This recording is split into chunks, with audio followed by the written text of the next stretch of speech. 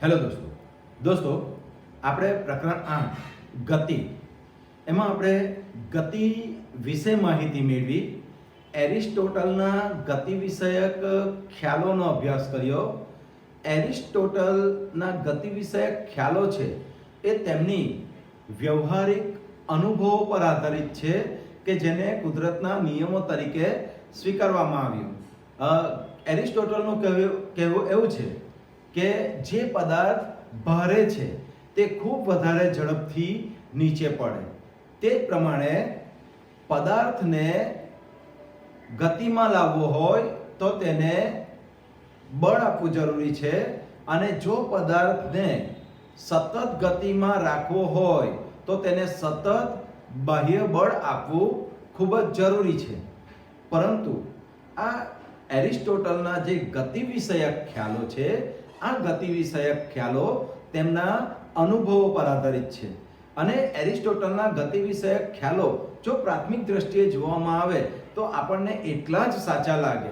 જેમ કે સ્થિર સ્થિતિમાં રહેલી સાયકલ, જો મારે એને ગતિમાં લાવવું હોય તો એના પેન્ડલ ઉપર મારે મારા પગ વડે બળ આપવું પડે, સ્નાયુ બળ આપવું પડે, અને આ સ્નાયુ બળને કારણે આ સાયકલ ગતિમાં આવે છે.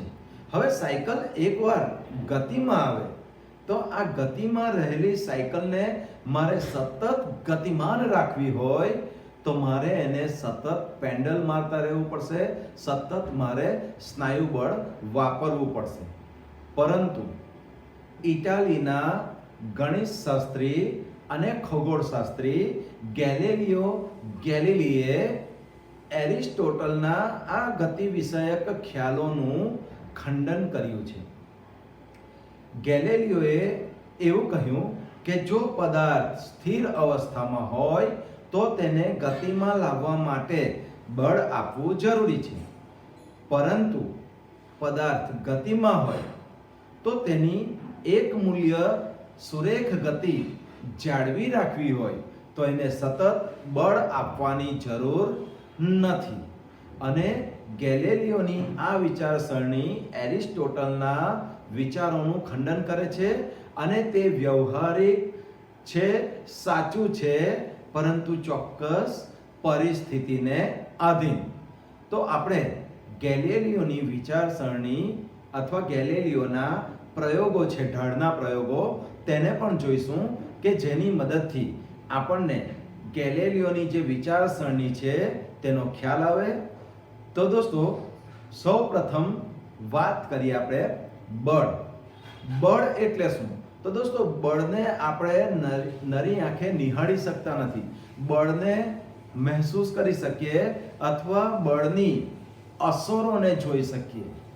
જેમ કે કોઈ એક ભારે પદાર્થ, એને જ્યારે કોઈક વસ્તુ સાથે અફાળવામાં આવે છે ત્યારે તે ભારે પદાર્થ દ્વારા તે વસ્તુમાં જે અસર ઉત્પન્ન થાય છે તેને આપણે જોઈ શકીએ છીએ. પરંતુ જે બળ આપીએ છીએ તે બળ જોઈ શકતા નથી. તો આપણે બળને કારણે પદાર્થમાં કયા કયા પ્રકારના ફેરફારો થાય છે, સૌ પ્રથમ તેની વાત કરીશું. ઓકે દોસ્તો, પદાર્થ પર બાહ્ય બળ લગાડવાથી પદાર્થમાં થતી અસરોની વાત કરીએ. પદાર્થ પર બાહ્ય બળ લગાડવાથી પદાર્થમાં થતી અસર. ઓકે દોસ્તો, સૌ પ્રથમ આપણે પદાર્થ પર બાહ્ય બળ એટલે કે કોઈ પદાર્થ હોય તે પદાર્થ પર જ્યારે બાહ્ય બળ લગાડવામાં આવે ત્યારે પદાર્થમાં કયા કયા પ્રકારના ફેરફાર થઈ શકે. સૌથી પહેલા વાત કરીએ આપણે પદાર્થના આકારમાં ફેરફાર થશે. જ્યારે કોઈ પદાર્થ પર બાહ્ય બળ લગાડવામાં આવે તો તે પદાર્થનો આકાર બદલાઈ શકે. ક્યારેક આકારમાં ફેરફાર ન પણ થાય. જેના વડે આકારમાં ફેરફાર, જે પદાર્થ આકારમાં ફેરફાર કરી શકે તેવો હોય તે પદાર્થના આકારમાં ફેરફાર થશે. જેમ કે સ્પ્રિંગને જ્યારે બંને હાથો વડે ખેંચવામાં આવે છે ત્યારે સ્પ્રિંગનો આકાર બદલાય છે. એ જ પ્રમાણે ફૂલાવેલો બલૂન એને બંને હથેળી વચ્ચે રાખીને એને જ્યારે દબાવવામાં આવે છે ત્યારે પણ તેનો આકાર બદલાઈ શકે. રબરની ફૂટપટ્ટી હોય, રબરની ફૂટપટ્ટી અથવા સળિયો, એ રબરના સળિયાને જ્યારે બંને હાથો વડે વાળવામાં આવે છે ત્યારે સીધો સળિયો એ ધનુષના કમાનની જેમ વળી જાય છે. તો એ પણ બળની અસર બતાવે છે. આમ બળ આપવાથી દોસ્તો પદાર્થનો આકાર બદલાઈ શકે. ત્યાર પછી વાત કરીએ દોસ્તો, બીજું શું ફેરફાર થશે? તો બાહ્ય બળ આપવાથી પદાર્થના સ્થાનમાં ફેરફાર થઈ શકે.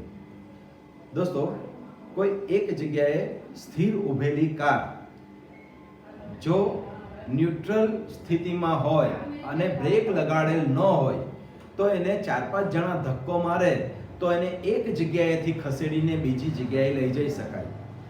ક્રિકેટના ગ્રાઉન્ડ પર સ્થિર અવસ્થામાં રહેલો દડો એને જ્યારે ક્રિકેટર જોરથી બેટ વડે ફટકારે છે ત્યારે તેના સ્થાનમાં ફેરફાર થાય છે. શું કર્યું આપણે? જે કાર છે તેને ધક્કો મારીએ તો એક સ્થાનેથી બીજા સ્થાને પહોંચાડી શકાય. સ્થિર દડો છે, ક્રિકેટર બેટ વડે એને જોરથી મારી દે છે તો એ પોતાનું સ્થાન બદલીને બીજા સ્થાને પહોંચે છે. એટલે કે પદાર્થ પર બાહ્ય બળ લગાડવાથી તેના સ્થાનમાં ફેરફાર થઈ શકે. આપણે 2 પ્રકારની અસરો જોઈ. પ્રથમ અસરની વાત કરી કે જેમાં પદાર્થ પર બાહ્ય બળ લગાડવાથી પદાર્થના આકારમાં ફેરફાર થાય. પદાર્થ પર બાહ્ય બળ આપવાથી પદાર્થના સ્થાનમાં ફેરફાર થઈ શકે. ત્યાર પછી વાત કરીએ દોસ્તો, ત્રીજો ફેરફાર, પદાર્થ પર બાહ્ય બળ આપવાથી પદાર્થની ગતિની અવસ્થા બદલાય છે. ગતિની અવસ્થામાં ફેરફાર થાય છે. ફરી પાછો આપણે દડો સ્થિર, ક્રિકેટના દડાની જ વાત કરીએ કે ગ્રાઉન્ડ પર દડો સ્થિર અવસ્થામાં હોય અને કોઈ ક્રિકેટર એને બેટ વડે જોરથી ફટકારે છે તો એના સ્થાનમાં તો ફેરફાર થશે, સાથે સાથે એની ગતિની અવસ્થા બદલાય છે. એટલે કે સ્થિર સ્થિતિમાં રહેલો પદાર્થ હવે ગતિમાં આવે છે. એટલે અહીં પદાર્થ સ્થિર અવસ્થામાં હતો તે હવે ગતિમાન અવસ્થામાં આવે છે. ઓકે દોસ્તો, હવે ગતિમાં રહેલી કાર, જો ગતિમાં રહેલી કાર 40 કિલોમીટર પ્રતિ કલાકથી ગતિ કરતી હોય અને તેનો એક્સેલરેટર દબાવવામાં આવે તો એક્સેલરેટર દબાવવાથી કારની ઝડપ 100 કિલોમીટર પ્રતિ કલાક થાય છે. તો અહીં શું થાય છે? કારની ગતિમાં, ઝડપમાં વધારો થયો. એટલે કે બાહ્ય બળ આપવાથી, એ બાહ્ય બળ કોના દ્વારા મળે છે? એન્જિનમાં વપરાતા ફ્યુએલ દ્વારા, ડીઝલ કે પેટ્રોલ દ્વારા, કે જે બાહ્ય બળ વડે કારની ગતિમાં વધારો થાય છે. આમ સ્થિર અવસ્થામાંથી ગતિમાં અવસ્થામાં આવી શકે. ગતિમાં રહેલી વસ્તુની ઝડપમાં વધારો થાય છે. એ જ પ્રમાણે જો કારને બ્રેક મારવામાં આવે તો કાર સ્ટોપ થઈ જાય છે. એટલે કે ગતિમાં રહેલી વસ્તુ સ્થિર અવસ્થામાં આવે છે. આમ પદાર્થ પર બાહ્ય બળ આપવાથી પદાર્થની ગતિની અવસ્થા બદલી શકાય છે. સ્થિર સ્થિતિમાં રહેલો પદાર્થ ગતિમાં આવે છે અને ગતિમાન પદાર્થને સ્થિર પણ કરી શકાય છે. તો દોસ્તો, આપણે ચોથી અસર જોઈએ કે પદાર્થ પર બાહ્ય બળ આપવાથી કયા પ્રકારની અસર થાય? તો પદાર્થ પર બાહ્ય બળ આપવાથી ચોથી અસર થાય છે પદાર્થની ગતિની દિશા બદલાઈ શકે અને ગતિમાન પદાર્થના વેગમાં ફેરફાર થાય છે.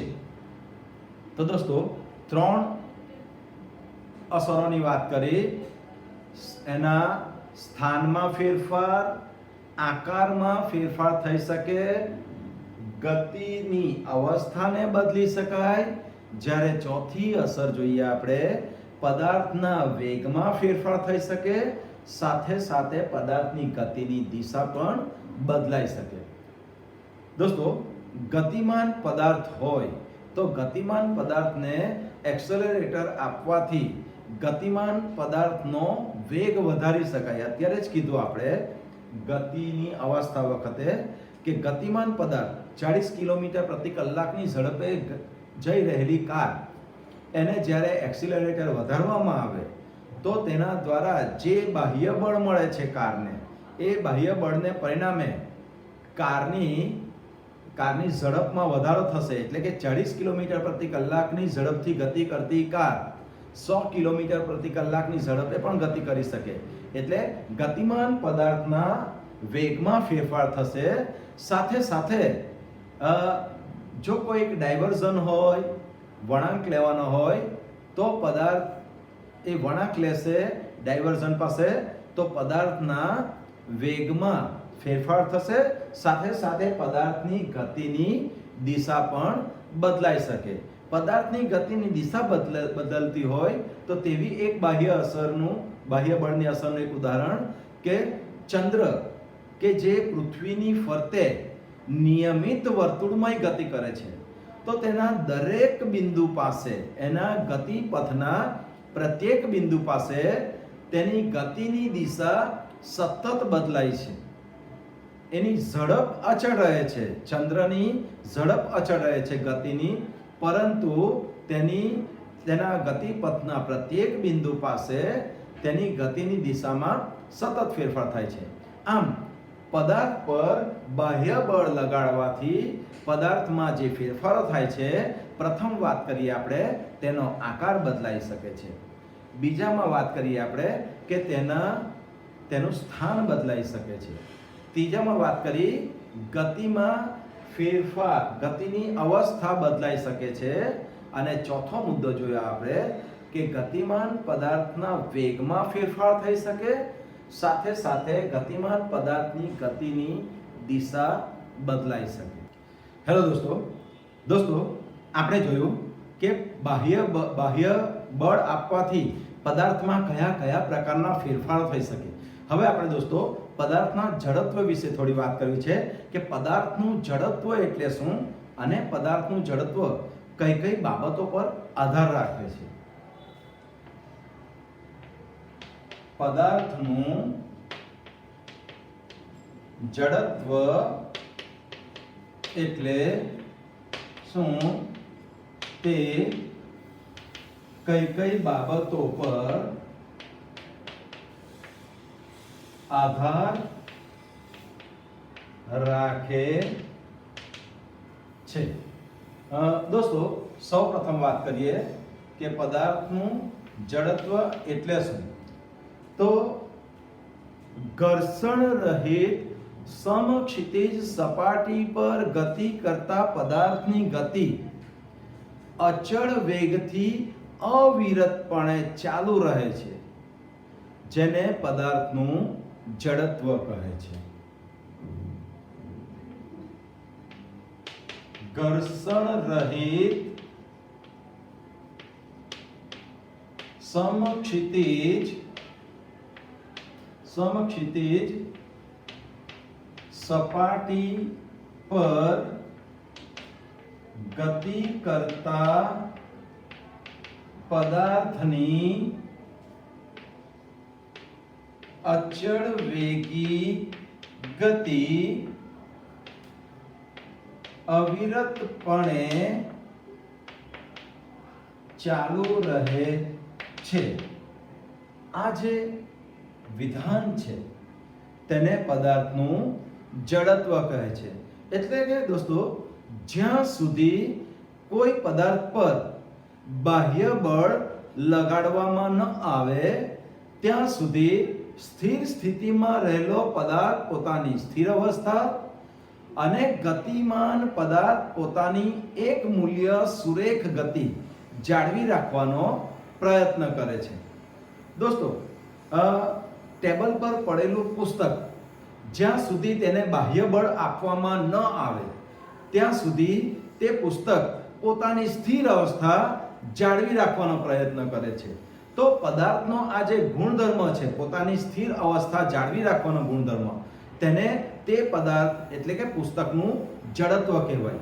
એ જ રીતે ગતિ કરતો કોઈક પદાર્થ પોતાની જ્યાં સુધી તેના પર બાહ્ય બળ લગાડવામાં ન આવે ત્યાં સુધી તેનું એક મૂલ્ય સુરેખ ગતિ જાળવી રાખે, એટલે કે તે પદાર્થ સ્થિર પણ થતો નથી કે તેની ગતિમાં, એના વેગમાં વધારો ઘટાડો પણ થતો નથી, જ્યાં સુધી તેના પર બાહ્ય બળ લગાડવામાં ન આવે ત્યાં સુધી.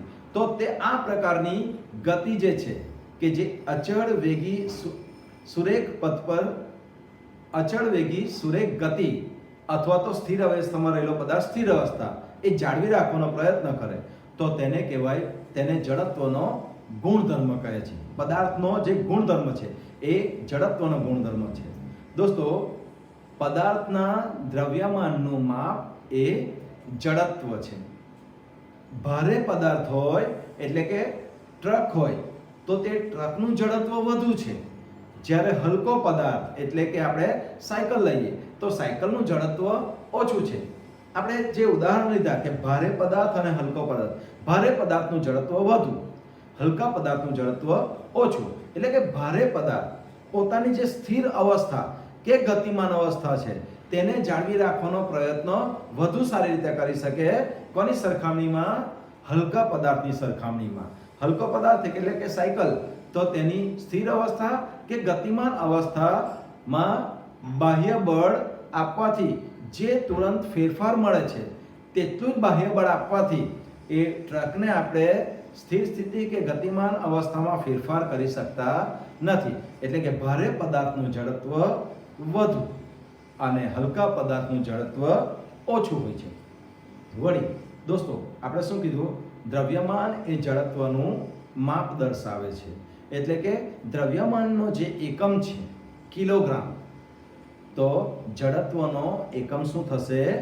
કિલોગ્રામ.